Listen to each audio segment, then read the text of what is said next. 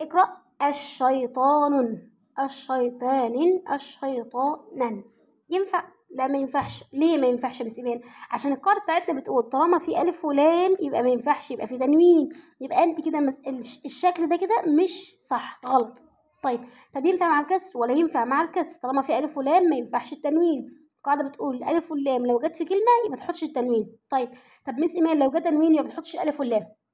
يبقى القاعدة الألف واللام مستحيل يبقى معاها تنوين، ولا التنوين مستحيل يبقى معاه ألف وإيه؟ ألف ولام. يعني كلمة مثلا القطة، القطة كده، يلا حبيبي اكتب القطة، لا غلط. أعمل إيه؟ أعمل ضمة واحدة فقط. أقول مثلا الكلب، الكلب كده، أقول لك لا هتحطي كسرة واحدة بس، كسرة واحدة بس، هنا ضمة واحدة بس. يبقى إذا ما ينفعش يجتمع الألف واللام والتنوين في كلمة إيه؟ واحدة، لازم يكون الحرف أحادي فقط.